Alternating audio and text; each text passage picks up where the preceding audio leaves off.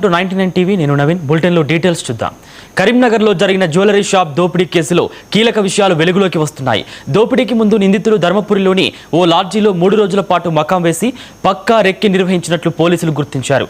CC camera ఫుటేజ్లో వారి కదలికలు స్పష్టంగా కనిపిస్తున్నట్లు చెప్పారు. సీసీ కెమెరాలు లేని మార్గాలను ఎంచుకుని దోపిడీకి పాల్పడ్డట్లు అనుమానిస్తున్నారు. ఈ ఆధారాలతో కేసును మరింత లోతుగా దర్యాప్తు చేస్తున్నారు పోలీసులు.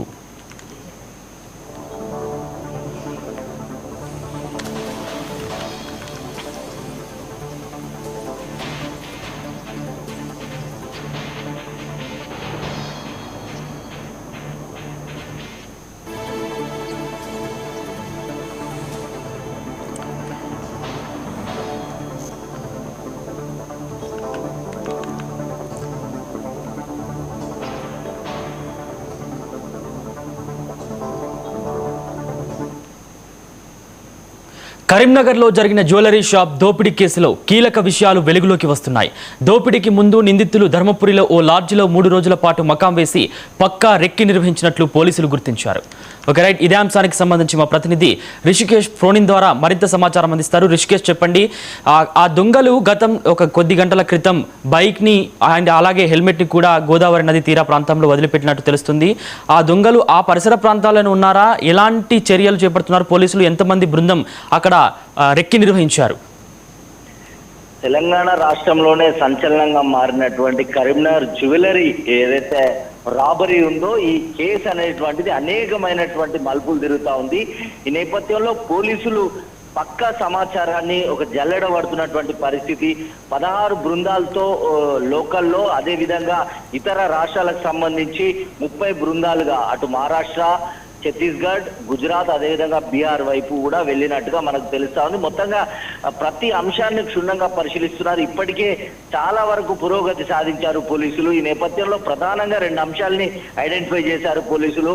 అయితే ఎవరైతే దుండగులు అంటే రాబరీ తర్వాత వారు వెళ్ళినటువంటి రూట్ మ్యాప్ ను ఐడెంటిఫై చేశారు పోలీసులు. ప్రతి సీసీ కెమెరా ఆధారంగా కూడా వారంతా కూడా మల్కాపూర్ మీదుగా శాతవాహన యూనివర్సిటీ, మల్కాపూర్, అదేవిధంగా కొత్తపల్లి, రామడుగు, మోతే ప్రాంతం నుంచి మెల్లిగా బీర్పూర్, ఆ తర్వాత తుంగూరు లాంటి ప్రాంతం నుంచి కూడా గోదావరి తీరం వైపు వెళ్ళిపోయినట్టుగా కూడా క్లియర్ మ్యాప్ అనేది ఒకటి పోలీసులు ఐడెంటిఫై చేశారు. ఈ నేపథ్యంలోనే ధర్మపురి పుష్కర ఘాట్ వద్ద వారికి ఏదైతే దొంగలు వాడినటువంటి పల్సర్ బైక్ లభ్యమైంది. కొద్ది దూరంలో హెల్మెట్ కూడా కనుగొన్నారు. అయితే కొద్దిసేపటి క్రితం మరొక ఆసక్తికరమైన అంశం వెలుగులోకి వచ్చింది.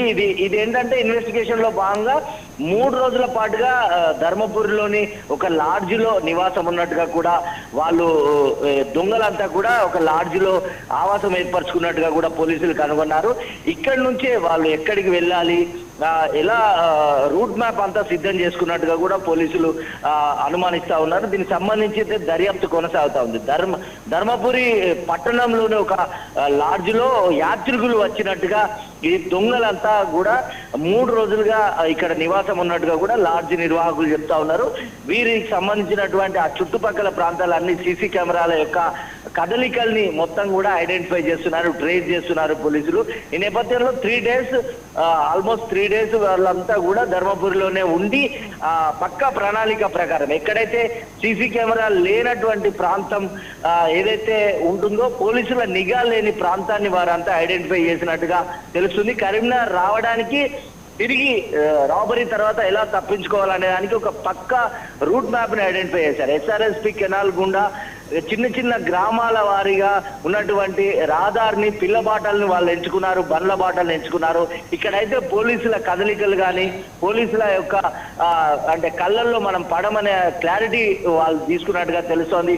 సీసీ కెమెరా లేని ప్రాంతం నుంచే వాళ్ళ యొక్క రూట్ మ్యాప్ అంతా కనిపిస్తా ఉంది. ఇప్పుడు చెప్తున్న ప్రాంతాలన్నీ కూడా సీసీ కెమెరాలు 1 లేదా 2 సీసీ కెమెరాలలోనే వాళ్ళు కనిపించే అవకాశం ఉంది. మిగతా ప్రాంతం అంతా చిన్న చిన్న పల్లెటూర్లు, గ్రామాల నుంచి కూడా ఆ రూట్ మ్యాప్ సిద్ధం చేసుకున్నారు. అయితే గోదావరి తీరం తర్వాత వారు ఎక్కడికి వెళ్ళారు? మహారాష్ట్ర, ఛత్తీస్గఢ్ అనుజి బీహార్ వైపు వెళ్ళారా, లేక ఇప్పుడు ఏదో ధర్మపురి ప్రాంతంలో ఉన్నటువంటి జన్నారం, కలమడుగు ఈ పెద్ద ఎత్తున ఇక్కడ కవ్వాల అభయారణ్యం ఉంటుంది, అంటే ఈ యొక్క అటవీ ప్రాంతంలోనే తలదాచుకున్నారా, ఎలాంటి అంశాలు ఉన్నాయనేటువంటి దర్యాప్తులో తేలాల్సి ఉంది. అయితే 2 వాహనాలను ఈ దొంగలు వాడారు. ఐదుగురు కలిసి 2 వాహనాలు, ఒకటి పల్సర్ బైక్, ఇంకోటి అపాచీ వైట్ కలర్ బైక్ ను వాడినట్టుగా తెలుస్తా ఉంది. ఇప్పటికైతే పల్సర్ బైక్ దొరికింది, కానీ అపాచీ బైక్ మాత్రం దరిదాపులలో కూడా లేదు. ఆ అపాచీ బైక్ ఎక్కడుంది అనేటువంటిది, అంటే వీరంతా కూడా ఒక ట్రాప్, ఒక పోలీసుల వైపు కూడా ఇంకొక ట్రాప్ యాంగిల్ కూడా అంటే యోచిస్తున్నటువంటి పరిస్థితి. దొంగలు ఏదైతే ప్రతి అంశాన్ని మనం చూస్తే నవీన్, ఇక్కడ దొంగతనం జరిగిన తర్వాత ఒక బ్లూ కలర్ బ్యాగ్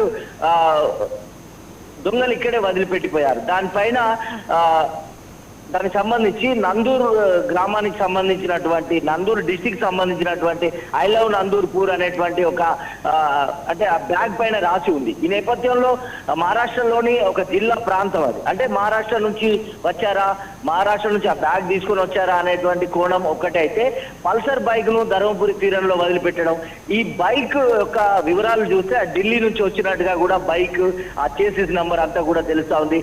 అయితే బైక్ అమర్చినటువంటి నెంబర్ ప్లేట్ ఆధారంగా ట్రేస్ చేశారు పోలీసులు. ఇది ఒక బెలనో వాహనానికి చెందినటువంటి ఒక కారుకు సంబంధించిన నెంబర్ ప్లేట్ ను ఇక్కడ దొంగలు చాలా చాకచక్యంగా బైక్ కి అతికించారు. అంటే ఇవన్నీ చూస్తా ఉంటే ఒక పక్కా ప్రణాళికతో పోలీసుల యొక్క తప్పుదో పట్టించే విధంగా ఒక కన్ఫ్యూజన్ క్రియేట్ చేసి, వారు ఈ నేపథ్యంలో అంటే ఈ సమయంలోనే వాళ్ళు తమ గమ్యాన్ని చేరుకునే విధంగా ఇవన్నీ కూడా కనబడతా ఉన్నాయి. వీటి కోసం దాదాపుగా 30 బృందాలు ఇప్పటికే వీరి ఆచూకీ తెలిపిన వారికి టోల్ ఫ్రీ నంబర్లు, కమాండ్ కంట్రోల్ నెంబర్లతో పాటుగా విస్తృతంగా సోషల్ మీడియాలో కూడా ప్రచారం చేస్తా ఉన్నారు. మీడియా సహకారాన్ని కూడా పోలీసులు కోరుతా ఉన్నారు. ఈ నేపథ్యంలో ₹1,00,000 ఆచూక్యాన్ని సమాచారం వచ్చిన వారికి ప్రతి ఒక్కరికి కూడా ₹1,00,000 పారితోషికాన్ని కూడా పోలీసులు ప్రకటించారు. విస్తృతంగా అయితే దీనికి సంబంధించిన గాలింపు. రిషికేష్ చెప్పండి, అలాగే ఇప్పుడు లాడ్జిలో బస చేశారని చెప్తున్నారు. అక్కడ ఎలాంటి వివరాలు నమోదు చేశారో, అక్కడ ప్రతి లాడ్జిలో ఒక రిజిస్టర్ అనేది ఏర్పాటు చేయడం జరుగుతుంది. దాంట్లో వివరాలు ఏమైనా నమోదు చేశారా ఆ 5గురు? అలాగే గతంలో కూడా ఒక, అది నిజమో అబద్ధమో తెలియదు కానీ, ఆనంద్ అనే అందులోని 5గురులో ఒక అతని పేరు ఆనంద్ అని, అతని వివరాలు అవుతున్నాయని పేర్కొన్నారు. ఇది ఎంతవరకు నిజం?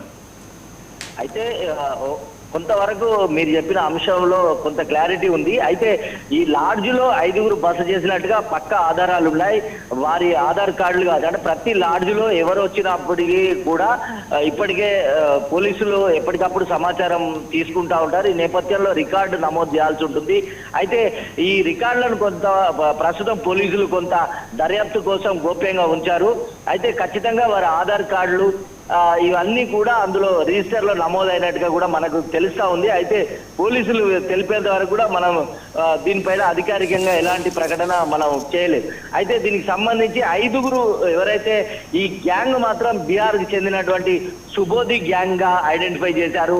వీరి యొక్క కదలికలు, ముఖ కదలికలను బట్టి ఈ మహారాష్ట్రకు సంబంధించినటువంటి బ్యాగ్ ఆధారంగా అన్ని రాష్ట్రాల పోలీసులకు సమాచారం అందించారు. ఈ నేపథ్యంలో కరుడు కట్టిన ముఠా ఏదైతే చందానగర్ లో జరిగినటువంటి జ్యువెలరీ షాపులను టార్గెట్ చేస్తుంది. సుబోధి గ్యాంగ్ అనేటువంటిది ఏడాదికి 2 లేదా 3 మాత్రమే చోరీలలో, భారీ చోరీలు, 2 నుంచి 3 కోట్ల రూపాయల విలువైన ఆభరణాలు కావచ్చు, ఇట్లాంటి జ్యువెలర్స్, బ్యాంకులను రాబరీ చేసే పెద్ద ముఠాగా ఐడెంటిఫై చేశారు. దీంట్లో ఈ 5గురు కూడా ఒకరు ఇంతియాజ్ గా, అదేవిధంగా ఆనంద్ గా కూడా తెలుస్తా ఉంది. 4గురు సంబంధించినటువంటి యువకులు, ఒక్కరు దానికి సంబంధించినటువంటి ఆనంద్ అనేటువంటి వ్యక్తి పేరు చెప్తున్నప్పటికీ పోలీసులు ఇంకా ధృవీకరించాల్సి ఉంది. అయితే దీనికి సంబంధించి కూడా ఇప్పటికీ ఒక ఇంతియాజ్ అనేటువంటి పేరు దాదాపుగా పోలీసులు సమాచారం అందిస్తా ఉన్నారు. అయితే అధికారికంగా వెల్లడించే వరకు ఈ 5గురు పేర్లు కానీ వివరాలు కానీ మనం క్లారిఫై చేసుకునే అవకాశం లేదు. ఖచ్చితంగా ఇప్పుడు చాలా పెద్ద బ్రేక్ త్రూ అని చెప్పొచ్చు. అంటే బైక్ కావచ్చు, ఈ బ్యాగ్ కావచ్చు, అదేవిధంగా ఇప్పుడు ధర్మపురిలో వారు మకాం వేసిన తీరు, అంటే లాడ్జ్, తదితర ప్రాంతాలు, అక్కడ ఉన్నటువంటి స్థానికుల్లో ఉన్నటువంటి సమాచారం, ఇంకొక మరికొద్ది గంటల్లో ఇంకా క్లారిటీ ఇన్ఫర్మేషన్ పోలీసులకు వచ్చే అవకాశం ఉంది. మొత్తంగా కూడా ఒక సుబోధి గ్యాంగ్ ఏదైతే బీహార్ కు సంబంధించినటువంటి గ్యాంగ్ పనిగా దీన్ని భావిస్తా ఉన్నారు. దీనికి సంబంధించి ఇప్పటికే పోలీస్ బృందాలు అన్ని ప్రాంతాలకు చేరుకున్నాయి. దర్యాప్తు అయితే కొనసాగుతా ఉంది. అయితే గంటకి ఒక ఎవిడెన్స్ కావచ్చు, గంటకి ఒక అప్డేట్ కావచ్చు, ఒక పోలీసులు అయితే పురోగతి సాధిస్తున్నారు. అయితే అంటే చాలా డిజిటల్ ఎవిడెన్స్ కావచ్చు, ఫోరెన్సిక్ ఎవిడెన్స్ కావచ్చు, ఇవన్నీ కూడా వీటి ఆధారంగా పోలీసులు అయితే తీవ్రంగా ప్రయత్నం చేస్తున్నారు. చాలా తొందరలోనే పట్టుకుంటాం అనేటువంటి విశ్వాసాన్ని వ్యక్తం చేస్తున్నారు నవీన్. కాకపోతే దొంగలు ఒక పక్క ప్రణాళికతోని ఒక అంటే చాలా ప్లాన్డ్ గా రెక్కి నిర్వహించి ఏదైతే ఏ ప్రాంతం నుంచి వచ్చారో తిరిగి అదే ప్రాంతం నుంచి ఎస్కేప్ అయ్యారు. ఇది ఒకటి మనం క్లారిటీగా చెప్పొచ్చు. ఈ రూట్ మ్యాప్ అంతా కూడా మనకు క్లియర్ గా తెలుస్తుంది. అంటే వీరి ప్లాన్ నెక్స్ట్ ఆదిలాబాద్ లో అంటే అడవి గుండా ప్రయాణం చేసి వాళ్ళు ఖచ్చితంగా మహారాష్ట్ర, ఛత్తీస్గఢ్, ఆ తర్వాత బీహార్ వెళ్ళిపోయే అవకాశం ఉంది. అయితే అటు వెళ్ళారా లేక ఇప్పటికే ధర్మపురి లాంటి అటవీ ప్రాంతంలో కూడా జల్లెడపడుతున్న 200 మంది పోలీసుల పైగా కూంబింగ్ నడుస్తుంది. లేదా ఇప్పటికే పోలీసులు వీళ్ళని పట్టుకున్నారా, ఒక్కరిని పట్టుకున్నా కూడా మిగతా అంతా కూడా కూపీ లాగచ్చు, ట్రేస్ చేయొచ్చు ఈ గ్యాంగ్ ని. అయితే దీనికి సంబంధించి కూడా చాలా విషయాలు గోప్యంగా ఉన్నాయి. అయినప్పటికీ కూడా మనకు అందుతున్నటువంటి సమాచారం ప్రకారం వరకు ఇప్పటి వరకు ఇది తాజా అప్డేట్ గా చెప్పొచ్చు నాకు. Okay, thank you Rishikesh.